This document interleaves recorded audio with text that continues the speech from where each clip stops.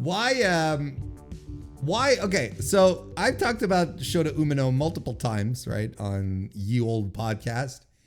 And there are reasons for that because he stirs up a lot of conversation.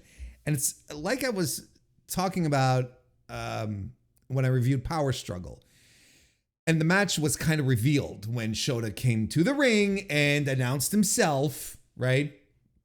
And a wave of unpopularity and high levels of anxiety overtook Shin Nihon freaks everywhere. I understand kind of what they're doing, I believe. Look, okay.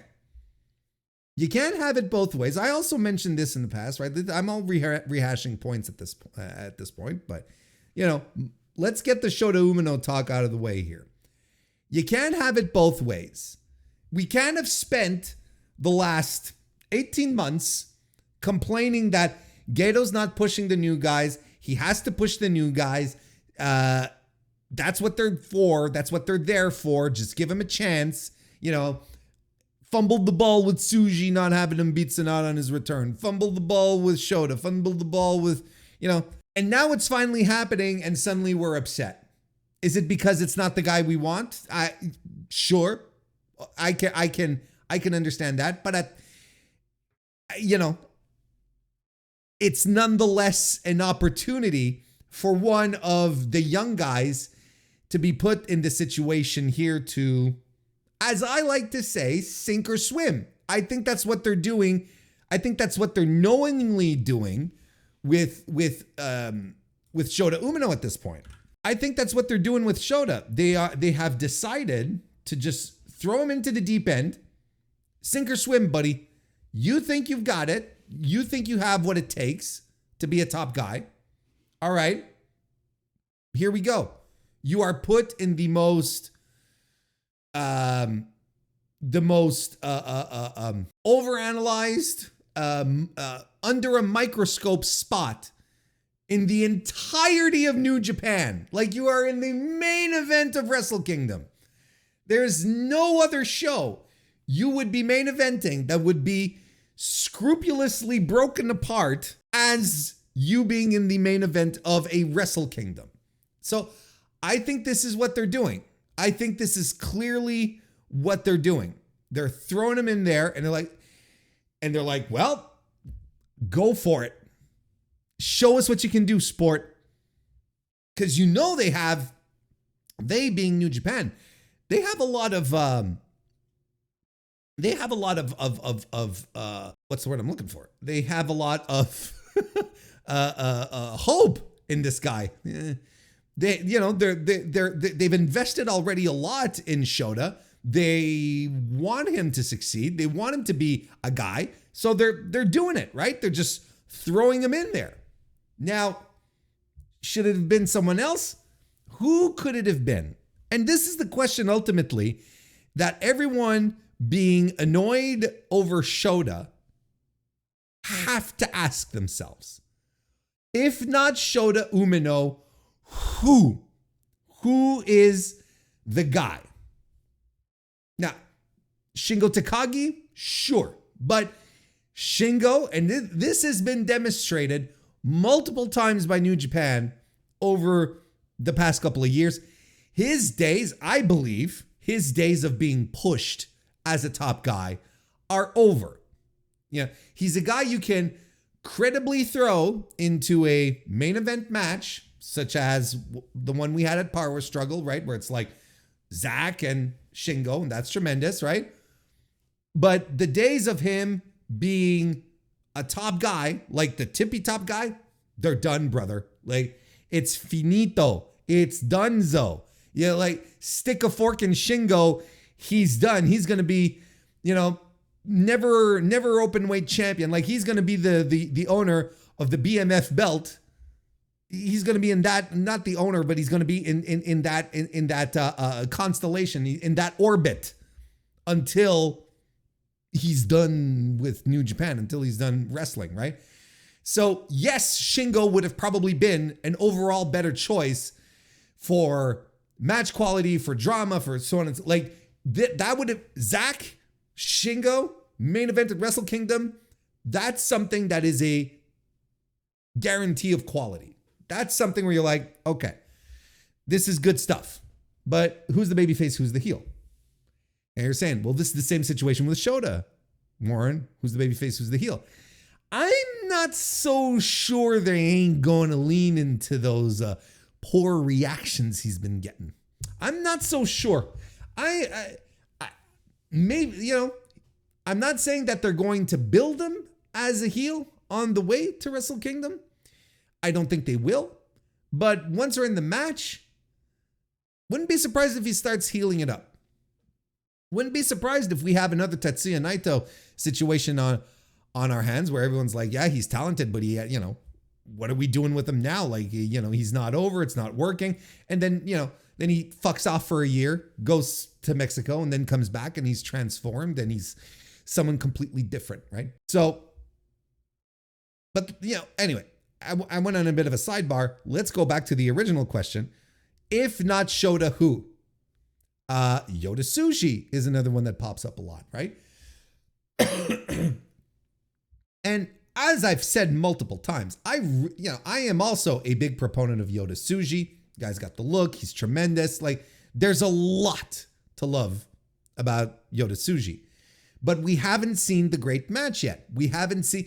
In fact, I would say Yota Tsuji has many more, you know, average good matches as opposed to the great ones from a guy who should be like immediately in contention for one of these top spots. Like immediately. Because of his look, because of how he carries himself. And now I have adopted the thought process of Liam from the TNA podcast that he does with Garrett Kidney. For some reason, I'm forgetting the name. I can't believe what just happened. I can't believe it's not butter. Anyway, it doesn't matter. But Liam had said, and I completely endorse this, and I will continue to echo and parrot it. We might.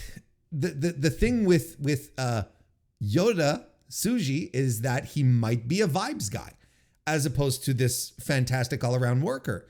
He might end up being more of a Shinsuke Nakamura than a Hiroshi Tanahashi, right? Or a Kazuchika Okada. He just might be a vibes guy who once in a while, when the spot requires it, will pull out like this tremendous match. But most of the time, he will not have bad matches. Have good little matches, good matches, bordering on great. And, but, you know, will coast on his energy, his vibe, his charisma, his charm. And I am not saying that as a knock. It's pro wrestling. There are wrestlers who have made their entire careers based on that alone. So I don't have an issue with it. So is Yota Tsuji, vibes guy, ready to be there at the top spot? The way he's being booked recently, I would say not. I don't think he's quite there, in fact. So good for him, but also, you know, good for him that, you know, he's going to get his spot on Wrestle Kingdom and whatnot, but he's not a top guy yet. And New Japan isn't pushing him as such yet. He could probably be like, if you wanted to reverse the thought process and say, well, maybe he should be a guy, you know, they should be pushing him. And I can't disagree with that. Sure. But these are the cards we're dealt with right now. Like this, you know, we are not the dealers. We are the dealees.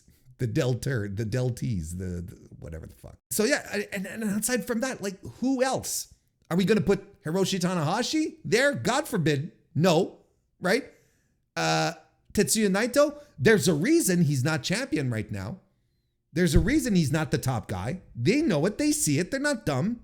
They're not putting Naito in another top main event. Naito is on it physically, is shot. And you, at this point, if you don't realize it, you're just in some sort of deep denial and And I will gently rouse you from your slumber, from your denial fostered slumber. Like there's no shoe in. Like there's no automatic guy who you're like, yes, this is the guy. This is what we have been expecting, waiting for. The rebuild phase. Zack Sabre Jr. as world champion. Maybe not a young guy, but he's a fresh guy at the top. That changes the dynamic. The other guys, the Reiwa 3 plus Yuya plus Oiwa, like these are all guys that are all on the come up, and they're all going to be great someday. Don't get me wrong, but like when does that happen? Well, not at Wrestle Kingdom on January 4th in 2025. That's not when it's happening. Like there's no shoe in. So I don't know what people are expecting really. I think it's just like, we don't like Shota. Like, yes, we want the new guys, but not this guy. But who else has been ready?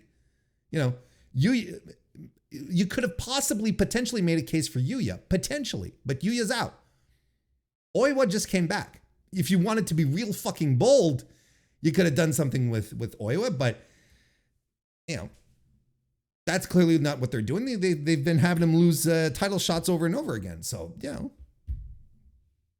sure, you were a big dog in Noah, but now you're in the big leagues, right? Kind of thing. Master Wato, come on now. Like I don't disagree with the idea of Yota Tsuji. I don't. Like I said, to me it's vibes and it's fine. You can coast a hell of a long time on vibes, but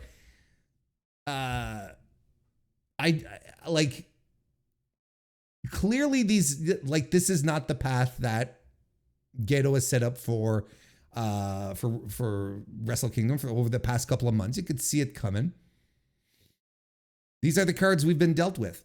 If you wanted to change, if you wanted to swap out Tsuji for Umino, that probably would have been a more popular decision. But here's the thing. It's like, I can't help but think that we're going to get a better match with Shota. And this might be the unpopular take because Shota, hating Shota is kind of the thing. It's kind of the cool thing to do these days, hating on Shota. But I think it's going to be the better match. It would be the better match. And we're going to get it between, the better match between he versus Zack and Yota versus Zack. That's what I mean.